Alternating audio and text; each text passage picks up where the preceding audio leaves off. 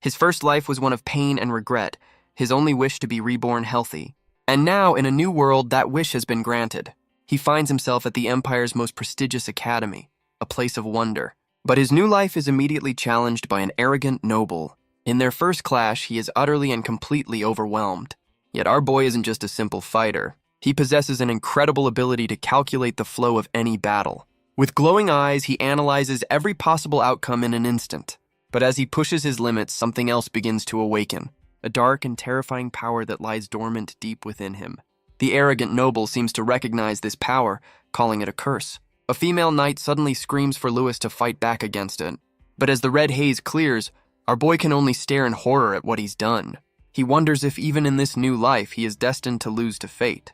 The noble, however, only sees a monster that needs to be put down. He roars that our boy shares the same tragic destiny as a hero from the past.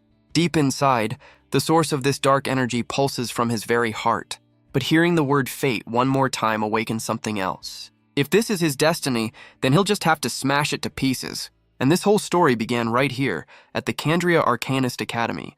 He stands in awe before the magnificent structure, surrounded by countless other applicants, all hoping for a new beginning. A familiar voice calls out his name, Louis.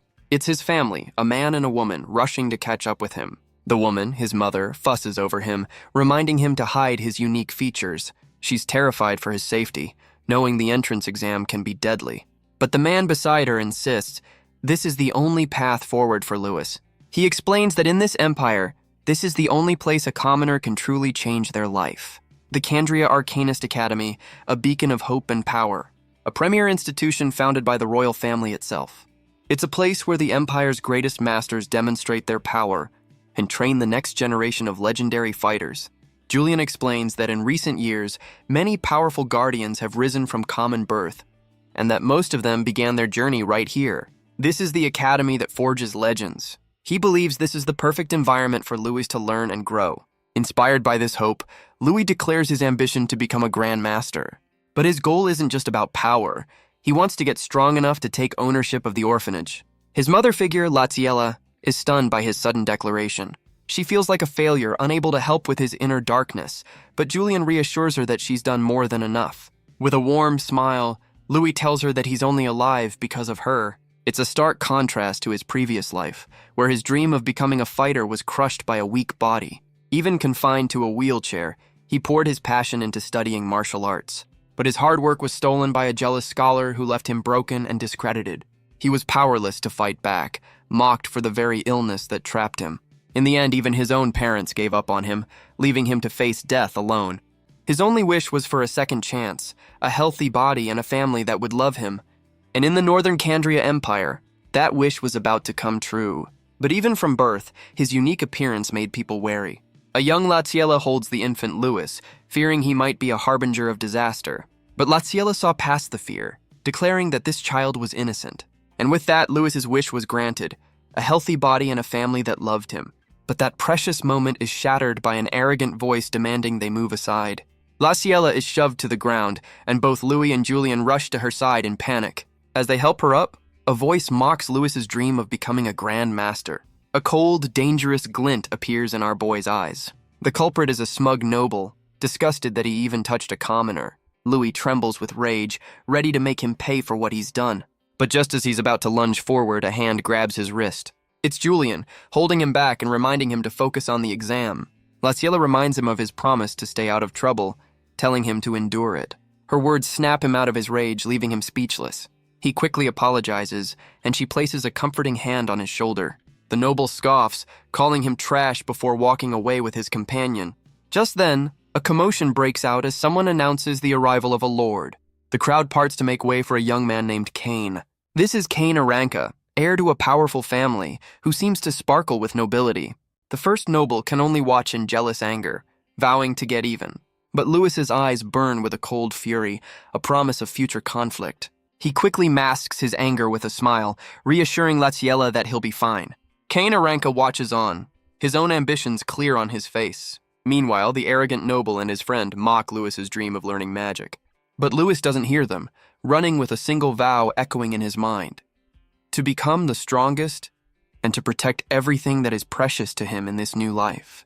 Watching him go, Letiela worries about the overwhelming odds of the exam. But Julian knows that Louis is more stubborn than anyone.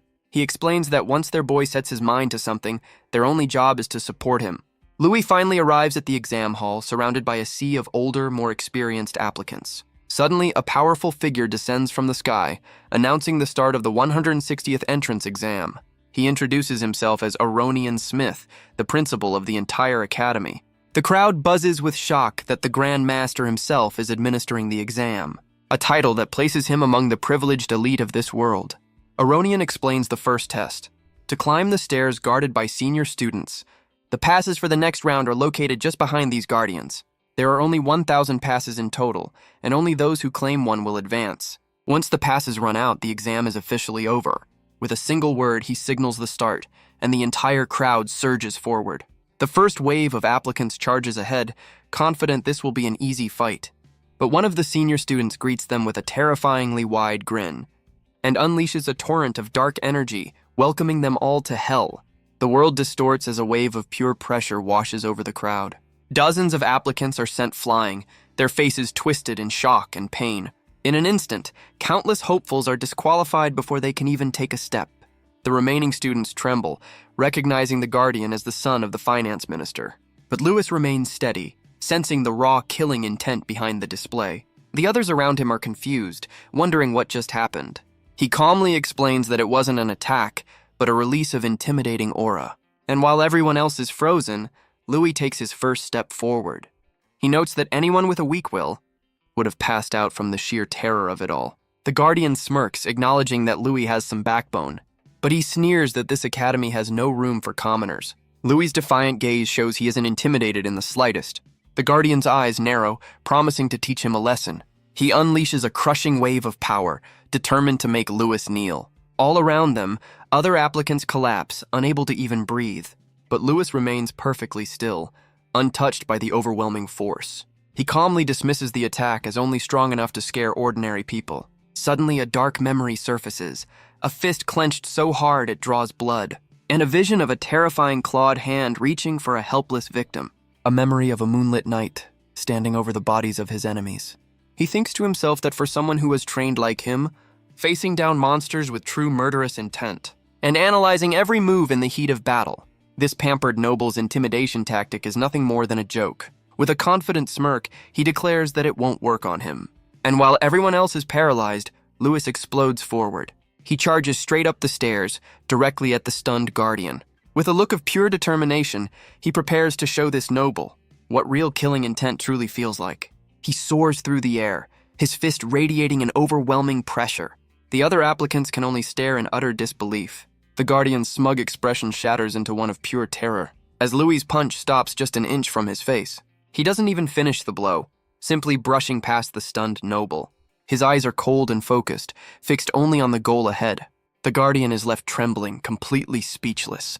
The crowd whispers in awe, unable to comprehend how a kid did all that without magic. Louis simply walks past the frozen noble, his intent clear. He calmly takes one of the passes from the board, leaving the humiliated guardian behind. As another applicant reaches for a pass, the humiliated guardian explodes with rage. He unleashes a furious attack on the next person to challenge him. But this new challenger, a boy with white hair, stands his ground. He meets the noble's strike with a powerful counter of his own.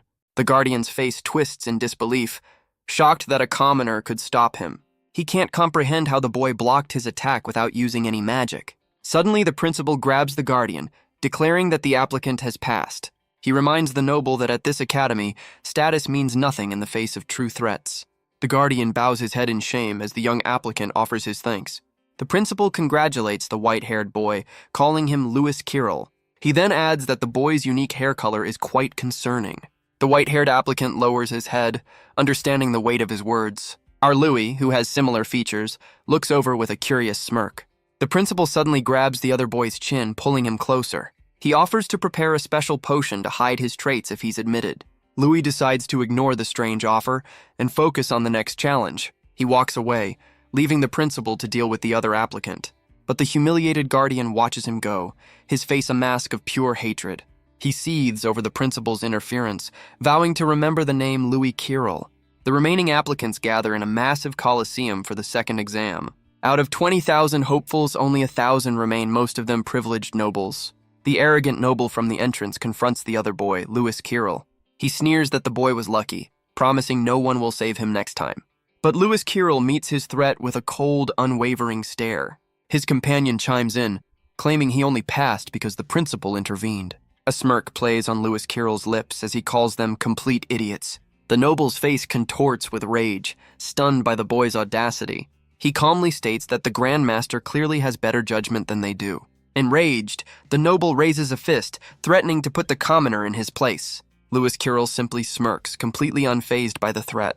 The noble's eye twitches with fury, his patience completely gone.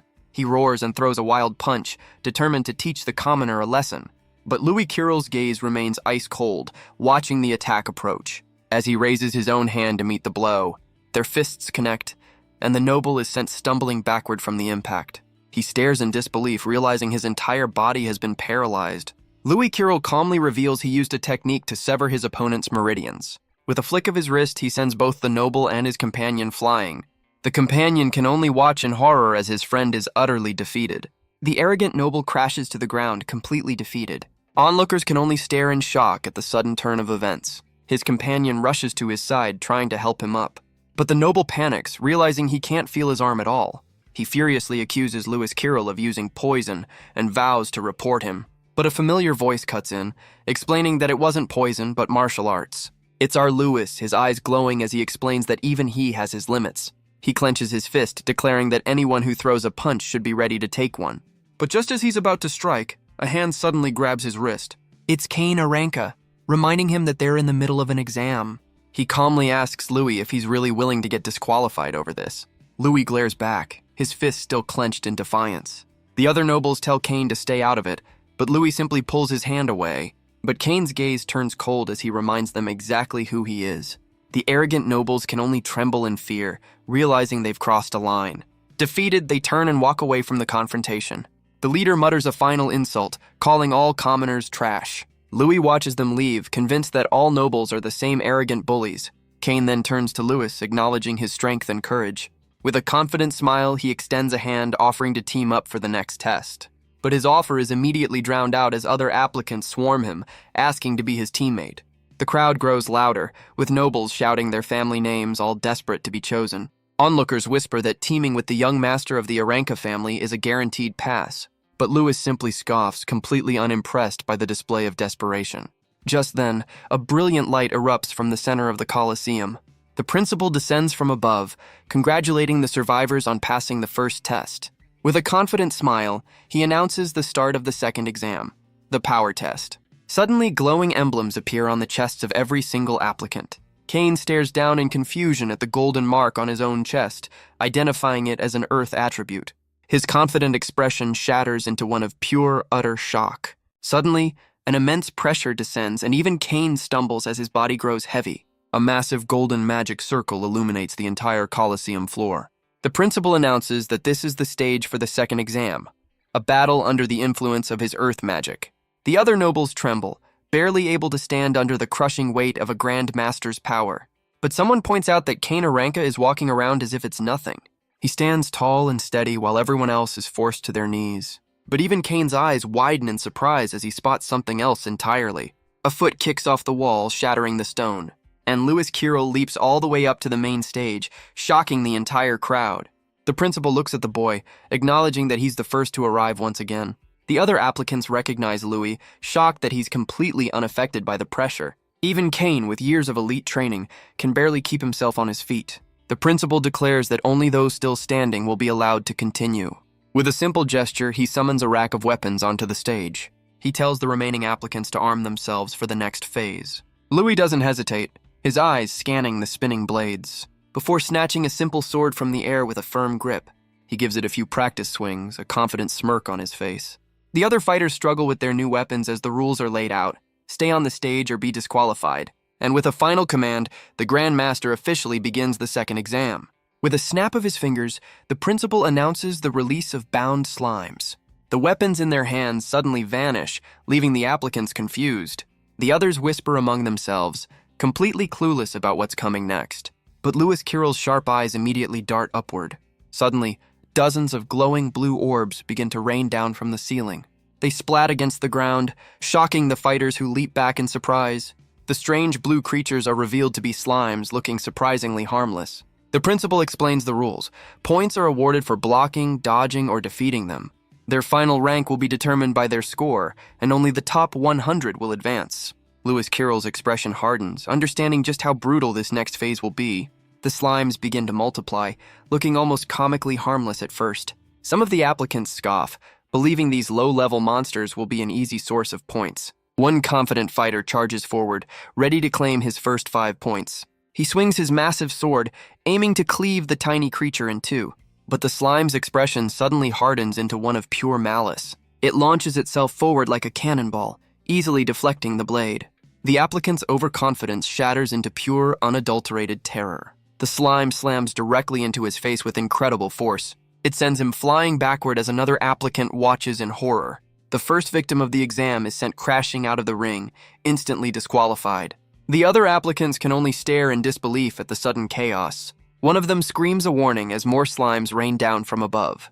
The stage erupts into a frenzy of dodging and weaving.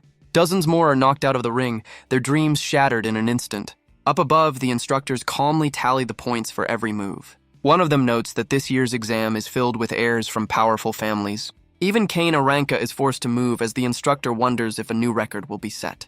But another points out the surprising number of skilled commoners, including Louis Kirill. The principal smirks, admitting the boy is interesting and might show them something incredible. However, the other instructor seems to have noticed something else entirely. He points out that one applicant hasn't moved a single step. Down on the floor, Louis stands perfectly still amidst the chaos. The other applicants mock him, assuming he's frozen in fear. They write him off as just another commoner who's about to be eliminated. Just then, a massive slime hurtles directly towards him.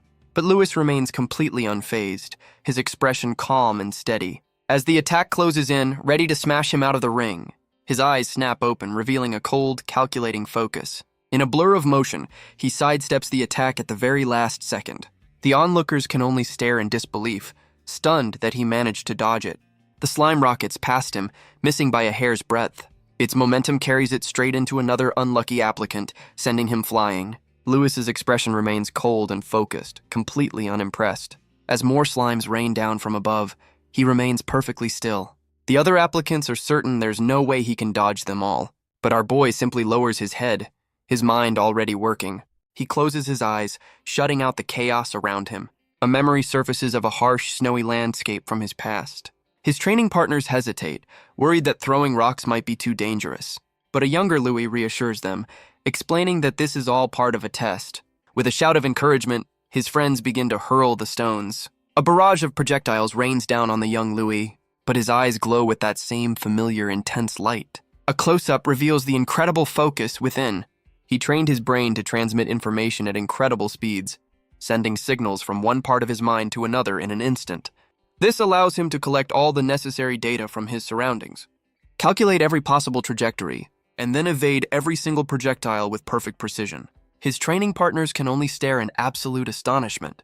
He wipes the sweat from his brow, proud of his incredible feat. His friends can only cheer in amazement, asking how he pulled it off. He proudly explains his unique technique, void combat calculation. A skill he developed all on his own, born from pure genius. And now, in the present, that very same skill is put to the ultimate test. His eyes glow with an intense light as his mind goes into overdrive. He instantly calculates the speed, power, and trajectory of every single slime. Their movements are reduced to simple variables in his mind. He sees the perfect path through the chaos, a single safe zone in the storm. He realizes that while they are fast and powerful, they can only move in straight lines. He calculates the angle and speed of their rebounds, predicting every trajectory. With a simple shift of his feet, he begins to move. He weaves through the barrage of attacks, finding them laughably easy to dodge. He mentally tallies his points, already planning his next move. But dodging isn't enough. He summons his own weapon with a firm grip. With a surge of power, he unleashes a brilliant blue slash. His martial arts training takes over, cutting down multiple slimes in a single arc. Even the arrogant Kane Aranka can only stare in disbelief. Up above, the instructors marvel at his ability to read the battlefield. They conclude that his perception rivals that of a seasoned fighter. Kane Aranka watches with a smirk, realizing he's found the perfect partner. But Louis senses a presence, turning with a look of irritation. He spots another slime hurtling towards him from above. With a confident grin, he prepares to claim another 5 points. But just as he's about to strike, another blade flashes past his own. His eyes narrow with cold fury, realizing someone just stole his kill. It's Kane Aranka, who calmly explains that he wasn't stealing from him. He then demonstrates his own skill with a swift, elegant slash. The creature is cleaved perfectly in two before it can even react. All around them, the chaotic battle for survival continues to rage on. Kane explains that he's only interested in fighting alongside Lewis. With a confident smirk, he suggests they team up and steal points together. Lewis gives the arrogant noble a cold, unimpressed stare. Kane clarifies that his only goal is to rank high, proposing a friendly competition, and demanding that Louis show him his true power. A confident smirk plays on Lewis's lips as he agrees to the challenge. His sword begins to glow with a faint, powerful aura. He then adds a condition. The loser must obey the winner's command. From across the arena, an archer watches the two of them with frustration. He and his companions decide this is the perfect chance to eliminate both Kane and Louis. The lead archer smirks, confident in their plan to take them down. But before they can even act, a blue projectile rockets towards them. Undeterred, they draw their bows, ready to unleash a volley of arrows. At the same time, another slime hurtles towards Lewis and Kane from the side. Lewis's eyes narrow, his mind already calculating the new threat. He spins around, deflecting the attack with a clean, powerful slash. But as he recovers, he spots 2 arrows raining down from above. Suddenly, a flash of red light erupts right in front of him. Kane has thrown himself in the way, taking the full force of the attack. The archer celebrates, convinced he's taken out one of his targets. But Louis simply lets out a quiet, confident laugh. The archer's celebration is cut short by pure disbelief.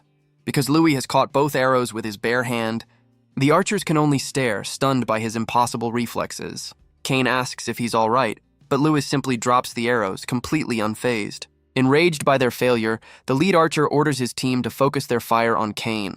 He draws back his bow, unleashing a powerful double arrow technique. A volley of projectiles, one crackling with dark energy, rockets towards them. But Kane simply scoffs, deflecting the entire volley with a single effortless swing. He easily bats aside the dark-infused arrow, proving he's on another level entirely. The lead archer can only stare in disbelief, his ultimate attack rendered useless. But the arrow wasn't completely stopped, as a sudden spray of red fills the air. Louis has caught the projectile with his bare hand, the shaft piercing straight through his palm. Kane looks on in horror, realizing the attack was meant for him all along. The instructors above note the clear, malicious intent, questioning if they should disqualify the archers. But the senior official decides to let it play out, ordering healing potions to be prepared for after the exam. Down on the stage, Louis turns to Kane, completely unfazed by his bleeding hand. With a confident smirk, he readies his sword like a bat, asking if Kane has ever heard of baseball, just as 2 more slimes rocket towards them on a collision course. Lewis's mind fills with complex equations, calculating the perfect angle to strike. His eyes crackle with blue energy as he focuses his mind. With a powerful swing, he smacks the first slime like a baseball. The creature is sent rocketing across the arena at incredible speed. The archers can only watch in horror as the projectile closes in. It slams directly into their leader with devastating force, sending him flying off the balcony and out of the exam. He crashes to the ground, instantly disqualified from the test. Louis lands with a smirk as Kane seems intrigued by this commoner's game. The remaining archers can only seethe in rage at their fallen leader, but their anger turns to confusion as they realize Kane has completely vanished. A voice calls out from behind, and the archer turns to see Kane descending from above. With a swift strike, he redirects another slime right back at them. The blue projectile slams directly into the second archer's face, sending him tumbling off the balcony just like his leader. Another applicant is officially disqualified from the exam. The final archer can only stare in disbelief at the sudden turn of events, but a cold voice from behind reminds him that he's the last one left. He tries to threaten Kane, warning him that the seniors won't stand for this. But his threat is cut short by a sharp stomp on his foot. And with a simple kick, Kane sends the final archer flying, telling him to be more careful next time. Kane thanks Louis for his help, asking if his injured hand is okay. Louis grabs his wrist, admitting that for a noble, Kane is pretty decent. Kane tells him not to lump him in with the others, proudly declaring he's from the Aranka family. He explains that the great families are clans that have produced multiple grand masters and sages. Their influence is so immense and powerful that it rivals even the royal family and the Arcanist Association. Louis leaps through the air, realizing there are all kinds of nobles in this world. But their success has drawn the ire of the other applicants, who curse the commoners' interference. A group of nobles bands together, vowing not to let them take any more points. Lewis and Kane share a look, ready to face the new wave of challengers together. The nobles charge forward, declaring that all commoners should be eliminated. Other applicants notice Kane is being targeted and decide to rush to his aid. The entire arena erupts into a massive brawl as different factions clash. It's a complete free-for-all, and Kane vows not to let his guard down again. Elsewhere, a red-haired warrior and a young mage watch the chaos, finding it all very interesting. The warrior leaps into the fray, determined to make the arrogant nobles regret their words. Lewis deflects another attack, realizing that scoring more points will only make him a bigger target. He dodges just as a new wave of slimes suddenly appears on the battlefield. The young mage cleverly trips an opponent with their staff, sending him tumbling, and the red-haired warrior unleashes a powerful sweeping strike, knocking another fighter out of the ring. The red-haired warrior stands over the bodies of the fighters he just defeated. With a wild grin, he declares that this is exactly what he was hoping for. He hoists his massive hammer, admitting that fighting people is far more fun than wasting his time on a bunch of harmless slimes. He spins with incredible force, becoming a whirlwind of pure destruction.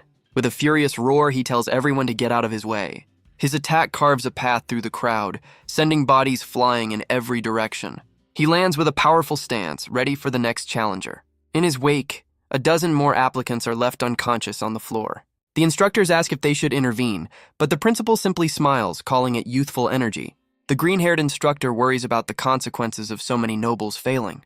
But the principal insists that this academy doesn't care about outside opinions. With a flash of brilliant light, he brings the chaotic brawl to an immediate halt. He calmly announces that the second exam is officially over. The final scores and rankings will be announced at a later time. As the crushing pressure lifts, the remaining applicants collapse in exhaustion. Medics rush in, offering healing potions to the injured and weary fighters. Louis examines the potion, feeling the strange energy radiating from it. Kane approaches him, noticing his hesitation over the expensive item. He reminds Louis of their bet, promising not to be too harsh when he wins. A voice rings out, announcing that the second exam rankings are about to be revealed. The principal summons a massive, glowing scroll with a flick of his wrist. Kane turns to Louis, smugly asking what rank he managed to get. The other nobles scan the list, surprised that the commoner's name is nowhere to be found. The principal explains that this year's top 5 have all shattered previous records. In 5th place is a young mage named Miliana Royce. Kane Aranka's name is called for 4th place, and he looks less than pleased with the result. The 3rd spot goes to the red-haired warrior, Faye Durahan. Kane is stunned that Lewis's name still hasn't appeared, and our boy begins to worry he was disqualified. But the name that appears is Lewis Kirill, with an incredible score of 887 points. Kane stares in confusion, wondering who this Lewis Kirill could possibly be. Lewis Kirill just smirks, cryptically mentioning the other commoner from before. Kane concedes defeat in their bet, but Louis Kirill says he'll claim his prize after the exam. The principal then moves on to announce the glorious first-place winner, a name no one recognizes, Neil Gunn, with a record-shattering 888 points. Even the 3rd-place warrior, Faye Durahan, seems intrigued by this mysterious newcomer. He sits with his massive hammer, a hungry look in his eyes for a new challenger. The crowd whispers in disbelief, stunned that 2 commoners have taken the top spots. The young mage, Miliana, looks on with quiet curiosity, while another female warrior with a spear seems eager to test her skills against the winner. Elsewhere, a group of nobles seethes over their humiliating defeat at the hands of commoners. Their leader calls them a disgrace to nobility, his face twisted with rage. Up above, the instructors note that this is the first time in history that 2 orphans have claimed the top spots. The principal then asks his subordinate if he knows why the Arcanist Association supports orphanages. It's because true strength has absolutely nothing to do with social status. With that, he announces it's time for the final exam and leads the survivors to the next stage. Kane approaches Louis Kirill, wondering aloud who is truly the stronger of the 2. The remaining applicants are led into a dense forest, the site of their final trial. The principal appears before them, announcing the 3rd and final exam, the Emblem Battle Royale. He explains that each of them will receive an emblem before being teleported to a random location in the forest. He explains their goal is to collect as many emblems as possible, and any method is allowed. But if an applicant loses their own emblem, they are immediately disqualified. In the end, only the top 10 with the highest emblem count will gain admission. Kane warns Lewis Kirill that the high rankers will be targeted, suggesting they go their separate ways. Lewis Carroll realizes the rankings were announced for this exact purpose, to paint a target on their backs. The principal looks on with a smug grin, telling them to show him what they're truly made of. With his goal in sight, Louis Carroll steels his resolve, determined to win at any cost. But before he can even begin, a voice calls out to the commoner. An axe-wielding noble emerges from the trees, vowing to make him pay for humiliating them. He's joined by his friends, sneering that Kane isn't here to protect him this time. Louis Carroll glances back, sensing the ambush almost immediately. He finds himself completely surrounded by a team of vengeful nobles. It doesn't take him long to realize the academy staff must have leaked his location. The axe-wielder wastes no time, leaping down to begin the assault. He swings his massive weapon in a furious arc, aiming to end this quickly. At the same time, two others rush in to block any chance of escape. But Louis Carroll easily leaps over their coordinated attack. His eyes glow with focus as he analyzes the situation from above. He twists in midair, unleashing a powerful counterslash of his own. Landing with his sword planted, he seems utterly unimpressed by their efforts. The leader roars that this is where the commoner's journey ends. But Louis Carroll moves like a phantom, weaving through their coordinated assault. Suddenly, a flash of green light signals a new kind of attack. His eyes widen as he realizes they're finally using magic. He barely manages to deflect the enchanted projectile with his sword. Another noble with a spear lunges forward, unleashing his own spell. He sneers that a commoner without magic has no chance against them. Louis Carroll narrowly avoids the strike, frustrating his attacker. But a look of concern crosses his face. He can't calculate the trajectory of magic. Realizing his usual strategy is useless, he knows he'll have to try something else. He decides to use a counterattack, striking before they can even land a blow. His new plan is simple. Use their own power against them. The leader roars for his men to stop hesitating and attack all at once. The nobles surge forward, a flurry of steel and rage aimed at the lone commoner. But Louis Carroll simply smirks, completely unfazed by the onslaught. He sees the perfect opening and lunges forward to meet them head-on. The axe-wielder grins, believing he's finally caught his prey. He brings his massive weapon down in a devastating arc, but Louis Carroll ducks underneath the swing with perfect timing. He uses his sword to redirect the blow, sending the stunned noble flying. He uses the axe-wielder's momentum to send him crashing into another attacker. He lands perfectly, blocking a spear thrust while another noble is taken out of the fight. But from the trees, another blast of green magic rockets towards him. The spearman lunges forward, trying to pin him down for the attack. But Louis Carroll simply sidesteps, using the noble as a human shield. The spearman collapses, taken out by his own teammates' magic. Louis Carroll calmly picks up the fallen noble's spear. With a powerful spin, he hurls it directly at the mage in the trees. The projectile slams into the branch, sending the surprised noble falling. With his eyes glowing, Louis Carroll becomes a blur of motion, dismantling the rest of the team with ease. He sends their emblems flying into the air with a final, decisive strike.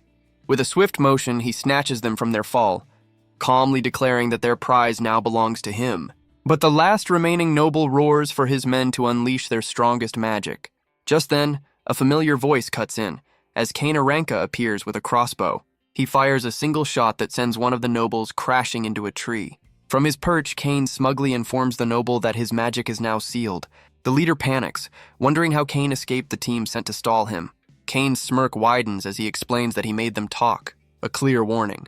The noble can only scream in fury, vowing to take them both down. He fires another shot, this one landing right at the noble's feet.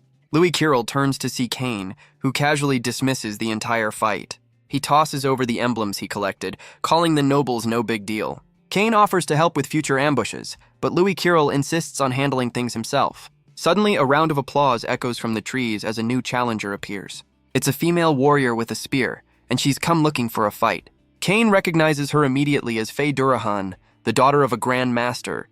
Louis Carroll asks if she's a friend, but Kane furiously denies any connection to the muscle-brained girl. But Louis Carroll easily deduces that Kane has fought her before and lost. Faye grows impatient with their banter, demanding an answer to her challenge. Kane warns Louis Carroll that she's already an apprentice-level magic user. He suggests they avoid the fight, but Faye calls them cowards for even thinking of running.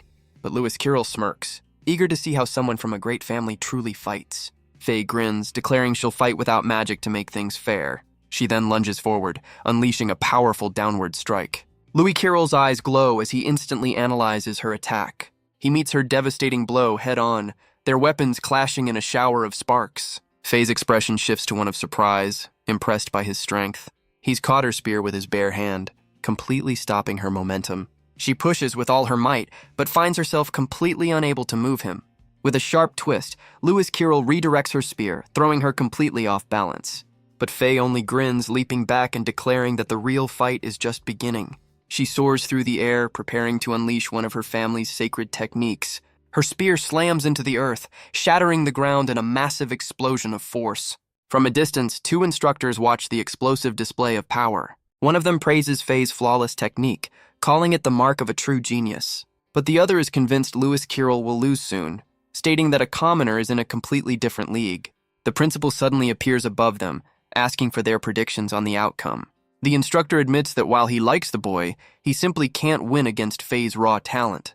But the principal simply smiles, explaining that a battle is more than just a clash of body and will. Lewis Carroll stands firm as the dust from her powerful strike begins to clear. Faye immediately follows up with another sacred technique, a furious, lunging thrust. But Louis Carroll weaves through the flurry of attacks, his movements a blur. Faye's frustration grows with every strike that fails to connect. And in that frustration, our boy's glowing eyes spot the perfect opening. He moves in close, catching the spear with his bare hand and stopping her cold. With his sword, he completely neutralizes her momentum, locking her weapon in place. His grip is like iron, refusing to let her powerful weapon budge an inch. Faye can only struggle against his hold, stunned by his impossible strength. With a final powerful tug, she rips her spear free, sending him flying backward.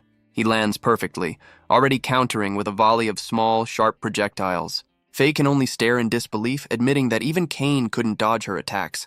But Lewis Carroll simply smirks, telling her it's not that difficult if you observe carefully. Enraged by his confidence, she unleashes another wave of raw power. Her spear slams into the ground, sending a shockwave across the battlefield. She follows up with a sacred technique, a devastating crescent fall from above. But Lewis Carroll's mind is already working, analyzing every possible spear technique. He understands that its long reach makes it a formidable weapon, but he's also identified several fatal weaknesses in her fighting style. Faye spins her spear, creating a defensive barrier as she prepares for his next move. He realizes her greatest vulnerability is in close quarters combat. If he can just time it right and close the distance instantly. His mind crackles with energy as he prepares to counterattack. He unleashes a whirlwind of slashes and a dazzling sword dance, but Faye only smirks, already anticipating his next move. She declares that his simple tricks won't work on her. She plants her foot, digging into the earth for a powerful counter. With a powerful spin, she creates an impenetrable wall with her spear. But Lewis Carroll's confident expression shatters into one of pure shock. She roars that the Durahan family's sacred lance has no weaknesses at all. He's sent skidding backward, completely overwhelmed by the sheer force of her attack. The instructors praise Faye's remarkable talent, certain that the commoner has no chance of winning. But Lewis Carroll grits his teeth, refusing to accept that his swordsmanship isn't enough. He creates a defensive net of slashes, desperately trying to parry her relentless assault. But his mind is already working, realizing that her powerful techniques must have a high stamina cost. If he can just hold on, an opening is bound to appear, even as his sword begins to crack. Faye, however, shows no signs of slowing down, continuing her furious barrage. But in that moment, Louis Carroll's eyes glow as his mind finds the perfect opening. He leaps over her spear, his sword aimed for a decisive counterattack. But his blade shatters on impact, leaving him completely defenseless. But just as Faye celebrates her victory, a purple crystal lands between them. Lewis Carroll looks over, just as surprised as she is. Faye's confident expression falters, wondering where it came from. She turns back to Lewis Carroll, admitting he would have won if his sword hadn't broken. He can only agree, blaming his terrible luck for the outcome. But Faye accuses him of holding back, and he admits it's a habit to observe his opponents first. With a confident smirk, he declares that he's ready to get serious now. Faye points out the obvious flaw in his plan. His weapon is completely useless. Lewis Carroll simply flexes his hand, a new resolve in his eyes. He takes a fighting stance, revealing that he's actually much stronger with his bare fists. Faye studies his new stance, unable to find a single opening. But Lewis Carroll simply waits, a confident smirk on his face. Her frustration grows, and she decides to end this with overwhelming force. She digs her foot into the ground, gathering all of her power for one final strike, and unleashes a devastating spinning charge, her spear becoming a drill of pure energy. But Lewis Carroll remains perfectly still, ready to meet the attack head-on. Cain screams a warning, recognizing the technique as one that could seriously injure him. But our boy's eyes glow with that familiar blue light as he prepares a counter of his own. He meets the spiraling energy, redirecting its immense power with his bare hands. And with a brilliant flash of light, he deflects the entire attack, stunning everyone watching. With a powerful shout, he unleashes a wave of pure energy from his palm. Kane can only stare in utter disbelief at what he's just witnessed. Even Faye is stunned, recognizing the impossible technique he just used. She can't comprehend how he stopped her sacred spear with his bare hands. The instructors are just as confused, wondering what kind of power the boy possesses. But Faye roars that the fight is far from over. She immediately follows up with a powerful spinning kick. Realizing a single point of attack won't work, she decides to change her strategy. She plants her spear into the ground, preparing to unleash a devastating new technique. But Lewis Carroll's gaze remains steady, ready for whatever she throws at him next. She unleashes a flurry of afterimages, attacking him from every direction at once. Each phantom lunges forward with a spear glowing with immense power. The barrage of strikes converges on Lewis Carroll, leaving him no room to escape. But a confident smirk plays on his lips, completely unfazed by the assault. He declares that it doesn't matter, as his own phantom limbs appear around him.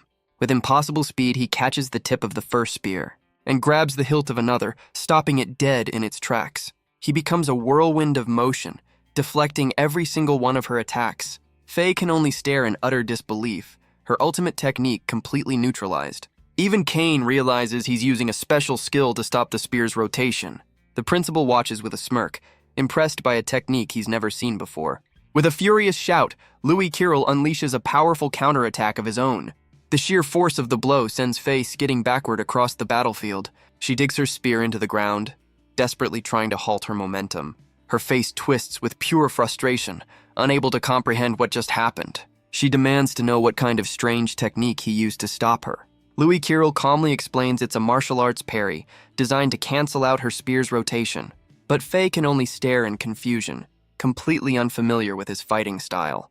Deciding it's easier to show than tell, he lunges forward with a powerful punch. Faye's eyes widen in shock, caught completely off guard by his sudden assault. He explodes forward, his expression one of pure, focused intensity. With a burst of speed, he closes the distance in an instant. He weaves through her attacks, his movements creating a blur of afterimages. Faye's powerful swing cuts through empty air, missing him completely. He moves like a phantom, becoming an impossible target to hit. Even Kane can't believe his eyes, wondering if it's just an optical illusion. His movements are like a butterfly's dance, elegant and unpredictable. Faye seethes with rage, unable to comprehend how she can't land a single blow. He's using a legendary technique, an elegant footwork known as the butterfly step. His light, rhythmic movements make him completely untouchable. He closes the distance, declaring that his next move is perfect for this. With a powerful palm strike, he unleashes a wave of pure force. The blow slams directly into Faye's chest, sending her flying backward. Kane can only stare in disbelief, stunned that he just blew Faye away. Up above, even the principal seems surprised by this unexpected outcome. The instructors agree that few can beat Faye without magic, calling Louis Carroll a genius. Louis Carroll stands over his fallen opponent, a master of close-quarters combat. But Faye roars that she's not finished, proudly declaring her family name. Louis Carroll watches her rise, steam still rising from his clenched fist. He acknowledges the incredible pride of someone from a great family. She refuses to be defeated so easily, unleashing a powerful kick. Louis Carroll realizes she's abandoned her spear, adapting her techniques into a new martial art. With a furious roar, she charges forward to continue the assault. But Louis Carroll calmly takes a familiar stance, ready to counter. He meets her downward strike with a precise parry, a technique known as Pak Sao. Faye roars, unleashing the first form of her family's crushing fist technique. Their fists connect in a blur of motion, the impact sending a shockwave through the air. He feels the strange impact, recognizing a power similar to an inch punch. He acknowledges her skill as she proudly declares that the Durahan family is more than just spearmasters. She then unleashes the third form, a devastating barrage of phantom fists. But Louis Carroll switches his style, calling on the techniques of boxing. Their fists meet in a flurry of blows, a clash of pure will and power. For Louis Carroll, this is the dream he's always envisioned, a true battle against a worthy foe. And as his excitement grows, that familiar dark energy begins to stir deep within his heart. His eyes burn with a terrifying red light, a sign of the power awakening. A sinister shadow looms behind him, its presence twisting the very air around them. Faye stumbles back, sensing the sudden, overwhelming shift in his aura. A monstrous visage of pure malice materializes before her, roaring with silent fury. Her eyes widen in pure, unadulterated terror, as she finds herself completely paralyzed by the overwhelming pressure. But Lewis Carroll breaks through her terror with a powerful kick, sending her flying backward across the battlefield. The instructor watching from above can't believe what he just saw. She crashes hard into the ground as Lewis Carroll lands gracefully. The force of the blow sends her tumbling into a nearby tree. From the sidelines, 2 other students watch the outcome in shock. One of them can't believe that a commoner has pushed Faye this far, but his companion clutches his head, suddenly overwhelmed by a strange feeling. He suddenly doubles over, becoming violently ill as his friend looks on in confusion. The boy can only explain that he feels sick, unaware of the dark energy causing it. He feels a familiar sensation as the monstrous red aura erupts from his body. The watching nobles seethe, realizing their plan to weaken him has backfired completely. His companion recalls an old legend, a look of dawning horror on his face. He realizes that if the legend is true, then Lewis Carroll cannot be allowed to live. Faye can only stare in terror, completely overwhelmed by this sudden transformation. He lunges forward with terrifying speed, unleashing a devastating blow. The impact sends her reeling, her face a mask of pure shock and pain. She's sent tumbling to the ground as Lewis Carroll lands with an eerie calm. His face is twisted with a terrifying rage, completely consumed by the dark power. He descends from above as pillars of dark energy erupt from the ground, sealing her fate. She realizes his power and speed are on a completely different level now. A massive fist of pure dark energy descends to finish the fight. She knows that at this rate, she's completely done for. But she refuses to go down, unleashing her own martial arcane technique. Their powers collide in a devastating explosion of light and fury. The entire battlefield is consumed by the sheer force of their clash. Faye is sent rocketing backward, completely overwhelmed by the impact. She smashes through the forest, unable to stop her momentum. Lewis Carroll lands with a heavy thud, the dark energy finally beginning to fade. His eyes clear, a look of dawning horror on his face as he realizes what he's done. He stares at his fist, finally understanding the true nature of the power he just used. Kane rushes to his side, but Lewis Carroll is more concerned about Faye's condition. But a new voice cuts in, announcing that Lewis Carroll has lost his emblem. It's another noble smugly declaring that he's been disqualified from the exam. Lewis Carroll looks down in shock to see his emblem burning away. It's completely consumed by the flames, sealing his fate. Kane immediately protests, insisting it was an accident and not a true defeat. But the noble smirks, reminding him that the principal is watching and accusing him of trying to help a commoner cheat. He grabs Lewis Carroll by the collar, sneering that trash like him should just disappear. But from the distance, a battered Faye screams for them to stop. The noble and Kane can only stare in shock at her sudden appearance. Even Lewis Carroll is stunned to see her standing there. She walks forward, battered but unbroken, confirming that she's perfectly fine. The noble furiously asks if she's really willing to be disqualified just to protect a commoner. But Faye simply tells him to shut up, admitting she knows exactly what happened to Louis's emblem. She then apologizes for accidentally using magic, though Lewis Carroll insists it was his fault for going berserk. She declares that he won the fight and challenges him to a rematch once they're both enrolled. The noble scoffs, reminding them that Lewis Carroll can't possibly pass with only 4 emblems. Ignoring him completely, Faye rips a piece of cloth from her own tunic. She then offers it to Lewis Carroll, calling it his reward for defeating her. She reveals the emblems she collected, bringing his new total to 14. She argues that since his emblem burned after he defeated her, his victory should be valid. The other noble can only seethe, furious at her blatant defiance. Faye then turns her attention to Kane, a new plan already forming in her mind. She declares that she refuses to let the weak pass while the truly deserving fail. With a powerful kick, she sends her spear flying back into her hand. She then poses a question. What happens if the 10th place applicant has more than 14 emblems? A confident smirk spreads across Kane's face as he realizes her plan. The two of them immediately rush off, determined to secure their spots in the top 10. Lewis Carroll can only watch them go, a faint smile on his face. An official arrives to inform Lewis Carroll of his disqualification, preparing to escort him out. The noble watches him go, promising that their conflict is far from finished. His companion realizes that Faye's efforts could still secure Lewis Carroll's spot, much to the noble's fury. A dark thought crosses his mind, considering how easily an accident could happen during the exam. Nearby, a blonde-haired noble seems to encourage this dark plan, hoping for a real challenge. He recalls the terrifying sensation from before, wondering about the true nature of Lewis Carroll's power. As he's escorted away, The official reminds him that martial arts alone are no match for true magic. But Louis Kirill only looks back at the academy, his dream of fusing the two styles burning brighter than ever. Suddenly, a footstep echoes in the quiet corridor. A mysterious hooded figure walks past him as he worries about how to explain his torn clothes to his mother. He knows that if he tells her the truth, she'll only worry even more. But his thoughts are cut short by a sudden, deadly attack from behind. With lightning reflexes, he grabs the attacker's wrist, stopping the blade cold. He easily disarms the assassin, sending him stumbling backward. The hooded figure lands in shock, wondering how Louis even noticed him. Louis Kirill calmly explains that he could smell the blood on his clothes. The leader and his two companions emerge from the shadows, ready to finish the job. Realizing he's surrounded by skilled opponents, Louis knows he can't hold back. His eyes drift to a figure in the distance, sensing a particularly dangerous presence. But the leader lunges forward, warning him not to get distracted in a fight. The assassin lunges forward, his blade aimed for a finishing blow. But Louis Kirill's eyes glow with that familiar blue light, his focus absolute. He weaves through the attack, his movements a blur of impossible speed. With his own blade crackling with energy, he prepares a powerful counter. He brings his sword down, sending the stunned assassin crashing to the ground. Another attacker rushes in, but Louis Kirill meets him with a swift kick. He sends the man spinning away, easily dispatching the first wave. The leader lands, admitting that the intel on his skills was completely accurate. Louis Kirill can only wonder what he means by intel. The leader concedes his martial arts are impressive, but asks how he'll fare against magic as 3 crossbowmen take aim. The crossbowmen unleash a volley of enchanted arrows, determined to overwhelm him, but Louis Kirill grits his teeth, deflecting the magical assault with his bare hands.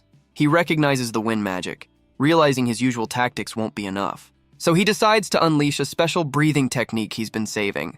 He focuses his inner energy, preparing to enhance his physical abilities. His goal is to explosively increase his power and speed. With his eyes glowing, he surges forward, crackling with raw energy. The assassins mock his efforts, firing another barrage of arrows to stop him. But Louis Kirill weaves through the deadly projectiles with impossible grace. The assassins can only stare in shock, unable to even track his movements. He uses one of their crossbows as a springboard, launching himself over their heads. The leader can only stare in utter disbelief at his impossible agility. With a powerful kick, he sends the stunned assassin flying backward. He lands just as the remaining crossbowmen unleash another volley of arrows. The leader roars for his men to stop him at all costs. But a new challenger with a glowing red eye descends from above. Louis Kirill meets the powerful kick head-on, blocking it with his arm. The force of the blow sends him skidding back, but he feels something slip onto his finger. He looks down to see a strange ring, planted there during the chaos. His eyes narrow, realizing this is no ordinary assassin he's facing. The leader of the assassins can only admit that this commoner is surprisingly strong. But Louis Kirill is still completely surrounded, their enchanted blades glowing in the dark. He weaves through their attacks, his expression a mask of pure focus. But the flurry of slashes is relentless, boxing him in from every side. Overwhelmed by their numbers, he's finally struck down, crashing hard to the ground. The assassins let out a sigh of relief, exhausted by the effort it took to subdue him. One of them wonders how a mere commoner could be more troublesome than a trained apprentice. But just as they celebrate their victory, Louis Kirill's eyes snap open with a brilliant blue light. He surges back to his feet, grabbing the assassin's axe with a look of cold fury. And with a powerful shove, he uses the man's own weapon to take him out of the fight. The assassin's eyes widen in shock as the blade is turned against him. Louis Kirill drives the axe into his opponent's shoulder, taking him out of the fight. With a powerful spin, he sends the rest of the assassins flying. But the leader simply asks if he was just playing dead the whole time. Louis Kirill stands over the fallen man, his hand now bandaged from the earlier fight. The leader claps slowly, impressed by the boy's performance. He coldly dismisses his fallen men as nothing more than trash. Enraged by his callousness, Louis Kirill lunges forward to attack. The leader acknowledges his cleverness as 2 phantoms appear by his side. He then unleashes a blast of dark energy, admitting that his orders are the only thing keeping Louis alive. He declares that he'd want to make Louis his disciple, swinging a massive hammer of pure energy. But Louis Kirill meets the devastating blow head-on, his arms straining against the impact. The force of the clash sends a shockwave ripping through the forest. Our boy is sent flying backward, completely overwhelmed by the raw power. The assassin is stunned that Louis even managed to block the attack. He admits that Louis's skills may exceed an apprentice's, but against a truly high-ranked fighter, he doesn't stand a chance. Louis Kirill can only glare back, realizing the immense gap in their power. The leader brings his hammer down again, ready to end this fight for good. His strike shatters the very ground beneath them in a devastating display of force. The assassin descends from the sky, his body wreathed in dark energy. He unleashes a torrent of pure magical force, which erupts in a massive cloud of dust and debris. But the assassin can only stare in disbelief. Because Louis Kirill is somehow still alive in the crater, our boy struggles to his feet, refusing to die here. The leader simply scoffs, declaring that his life ends now. He summons a massive hammer of pure dark magic, a final inescapable blow. Louis Kirill can only look up, his face a mask of pure despair. The assassin unleashes his ultimate technique, the celestial hammer, bringing it crashing down upon him. He roars that he absolutely cannot die here. Not when he still has a family to protect. He's determined to change his fate, no matter what price he has to pay. And with a final, desperate roar, he unleashes a power of his own. His tiny fist meets the massive hammer, a clash of red and purple energy. The assassin can only stare in utter disbelief. Their powers collide in a brilliant flash of golden light, which erupts into a massive explosion that consumes the entire forest. In the center of the crater, Louis Kirill struggles to his feet, battered but alive. The assassin can only look on, wondering how any of this is even possible. The assassin admits that for the first time, it feels like he's fighting an equal. He finally understands why his mysterious employer is so interested in this boy's power. With a furious roar, he calls Louis Kirill a monster and raises his hammer for another strike. But before he can attack, a new figure in blue leaps into the fray. He unleashes a whirlwind of brilliant green energy from above. The air fills with dozens of glowing, phantom-like slashes. The assassin leader can only stare in shock, wondering what this new power is. The torrent of green energy descends upon the battlefield. But the attack isn't aimed at Louis, it's meant for the assassin himself. Even Louis Kirill can only watch from the ground, stunned by this sudden turn of events. The newcomer descends in a whirlwind of green energy, his presence overwhelming. Louis Kirill can only stare in shock, recognizing the Grand Master himself. The principal calmly explains that he's suppressed the boy's rampage, offering him a healing potion. Without hesitation, Louis Kirill drinks the potion, the Grand Master watching him closely. The assassin leader is sent crashing through the trees, completely overwhelmed by the principal's power. His gaze turns cold as he demands to know who ordered an attack on one of his examinees. But the assassin only spits a warning, calling Louis Kirill a monster that can't be protected. The principal's eyes narrow, his expression hardening at the man's defiance. With a crazed smile, the assassin declares that this is only the beginning. And in a sudden, violent explosion, the assassin's threat is cut permanently short. The principal wonders if the Assassin's Guild was behind the man's self-destruction. Meanwhile, Louis Kirill is amazed by the power of the advanced healing potion. He feels the energy surge through him, healing even his fractured bones. He turns to the principal, questioning if his arrival was just a coincidence. With a serious gaze, he demands to know why the Grand Master keeps saving him. The principal simply says he'll discuss it with him at his home. But Louis Kirill suddenly panics, realizing how worried his mother must be. He immediately sprints off into the distance, leaving the principal behind. The principal summons a shadowy creature, ordering it to clean up the mess. The creature descends into the crater, ready to erase all traces of the fight. Back in the town of Manhwa, a confrontation is brewing under the moonlight. Two men are harassing a familiar nun, accusing her of using the church to avoid taxes. One of them grabs her wrist with a sinister grin, threatening to teach her a lesson. But his threat is cut short by a powerful kick that sends him flying. Louis Kirill lands with a heavy thud, his attacker crashing to the ground. Laciella can only stare in shock and relief at his sudden return. But her relief quickly turns to horror as she takes in his appearance. Louis Kirill rushes to her side, asking if she's been hurt. But she's more concerned about his torn clothes and the blood on his face. He quickly tries to reassure her, brushing it off as a simple accident from the exam. The other man points an accusing finger, furious that Louis Kirill is causing trouble once again. Laciella pulls him back, her face filled with worry as the man threatens to report them to the Lord. But a new voice cuts in, and a familiar figure descends from above, announcing a misunderstanding. It's the principal, Aronian, who places a hand on Louis Kirill's shoulder and introduces himself. The two thugs can only stare in terror, realizing that if this man can fly, he must be a grand master. The principal's eyes glow with a menacing light as he tells them to give his regards to their lord. They immediately bow in submission, promising to deliver the message without question. As the men flee, the principal turns to Laciella, explaining that he has something important to discuss. Back at their home, Laciella invites the Grand Master to have a seat by the fire. The principal's attention is immediately drawn to a strange millstone, wondering if it's the device the nobles spoke of. The principal looks around, realizing Louis's ingenuity is everywhere. He takes in the intricate woodwork and fixtures of their humble home. He even spots Louis Kirill tinkering with another one of his strange inventions. La Ciela explains that Louis built all of it, making their lives much easier. She worries that Louis caused trouble, but the principal insists his performance was beyond imagination. He reflects that such talent is the stuff of legends, something he's only read about in ancient texts. His mind drifts to a time when humanity was ruled by monsters, until a single genius rose to challenge them. This hero was said to have been guided by a goddess, creating the legendary art of martial arcane. With his companions, he fought back against the darkness and saved humanity from extinction. And the day of their final victory came to be known as Liberation Day, a new beginning for all. The principal speaks of the one known in the ancient scriptures as the first hero. La Ciela is captivated by the story, but Louis Kirill questions if such a hero truly existed. The principal explains that the hero's true form is different from the legends. He was a man with black hair and black eyes, a description that stuns both of them.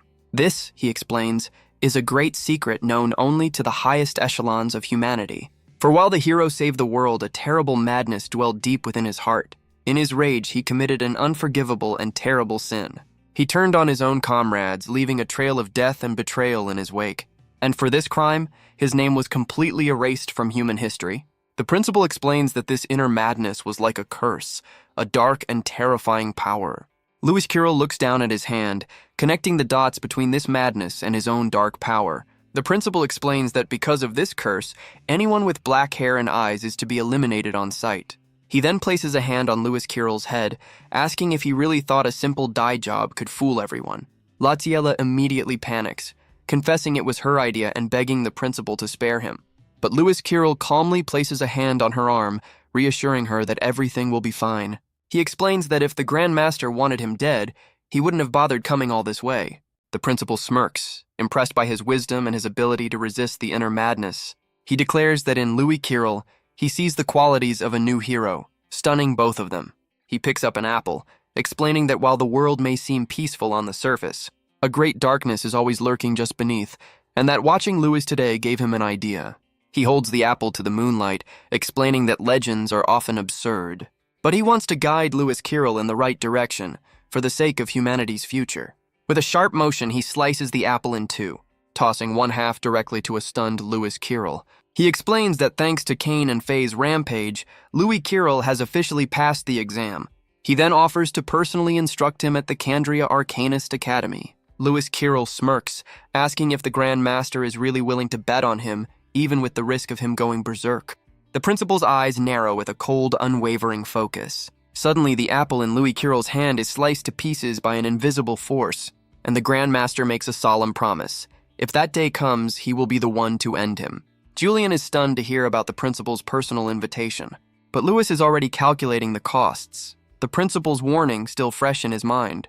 He can't stop thinking about his connection to the legendary hero, and the dark power that lies dormant within him.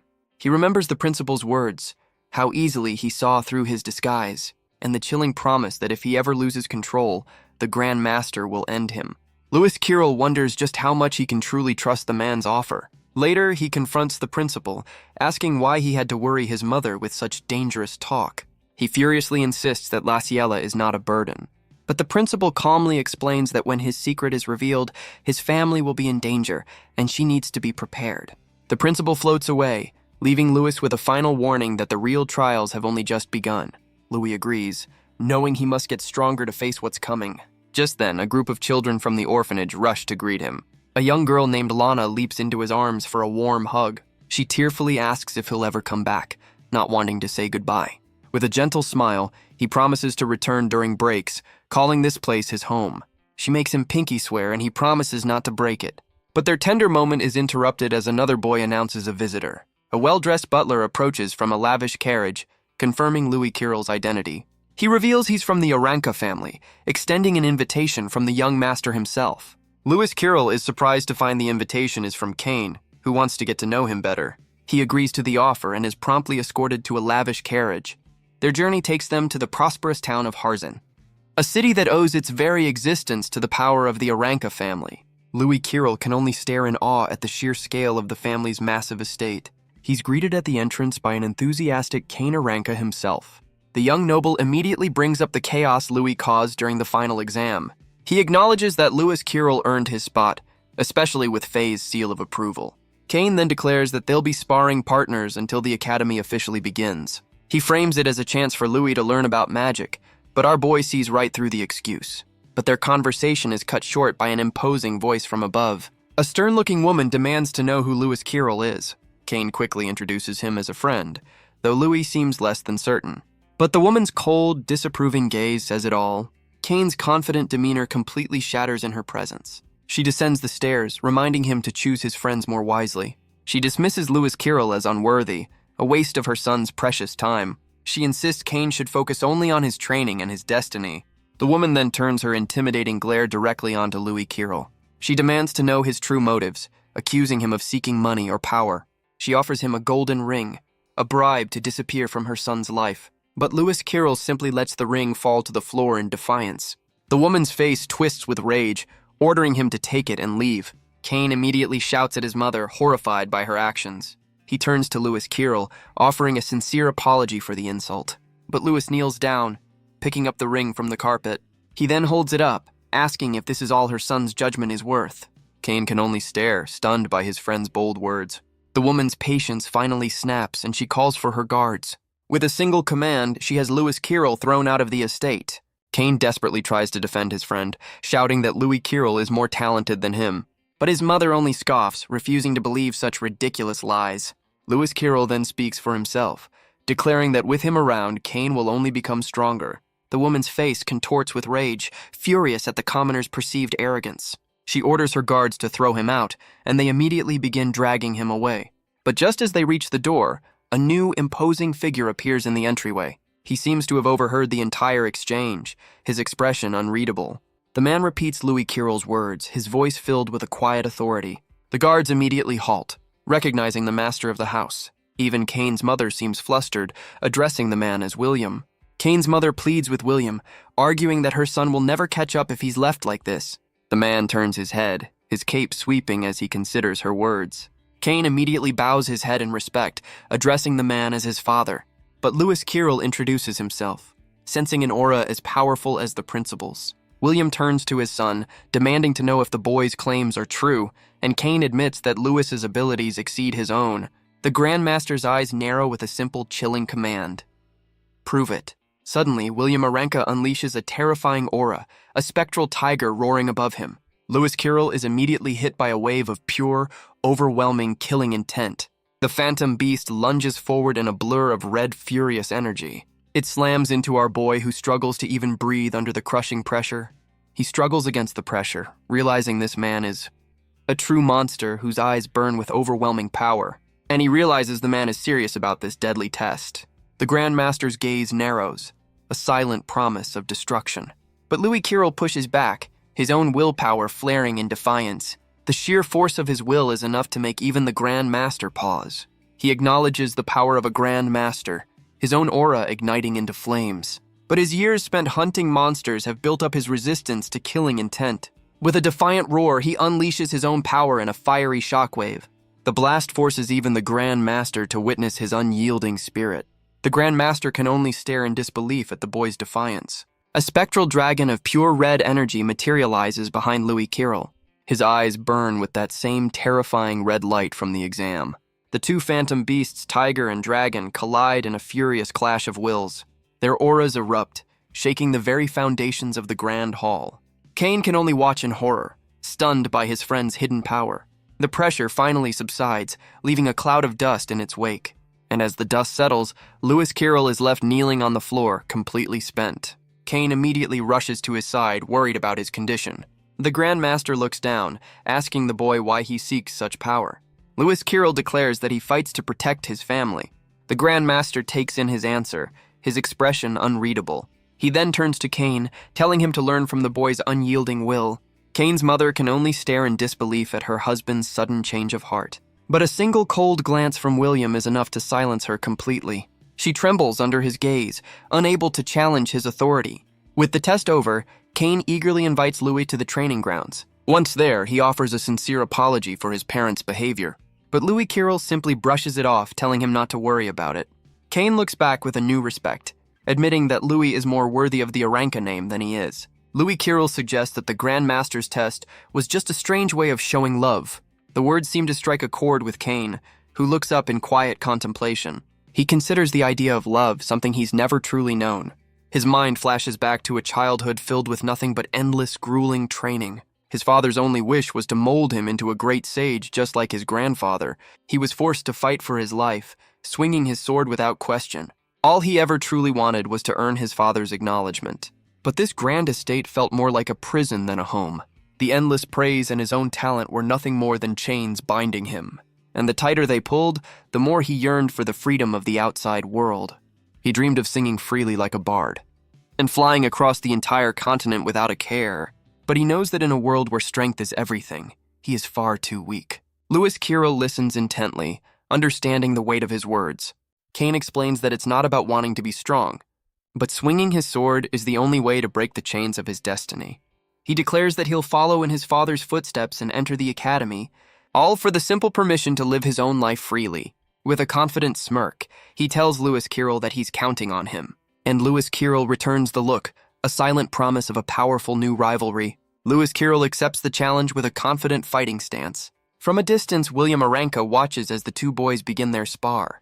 He turns to his advisor, asking for the results of their investigation into Louis Kirill. The man confirms that Louis is far from ordinary, using combat techniques no one has ever seen. Not only did he shatter records, but he even defeated Faye Durahan in a spectacular battle. He's also earned the personal protection of Grandmaster Aronian, who fought assassins to save him. William's expression hardens as he takes in the full report. He concludes that Louis Kirill is quite the troublemaker. His advisor questions why he'd let Kane get close to someone so dangerous. But William explains that troublemakers attract danger, and it is through overcoming such challenges that one truly grows. The spar begins with a flurry of kicks, as Louis Kirill easily dodges Kane's opening assault. William watches on, realizing this commoner might truly be the key to his son's growth. Kane unleashes a powerful technique, his blade glowing with brilliant green energy. But Louis Kirill only grins, eagerly inviting him to come at him with his full power. The Grand Master admits to himself that his son has a better eye for talent than he does. Kane's wind-infused lunge carves through the air, narrowly missing its target.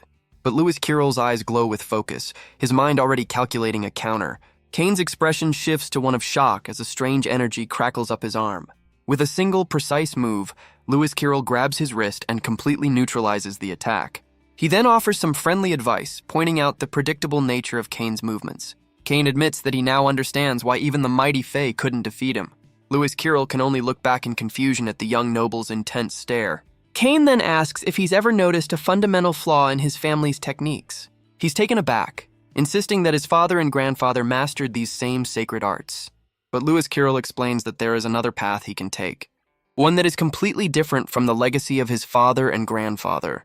He suggests that it's time for Kane to forge his own fighting style.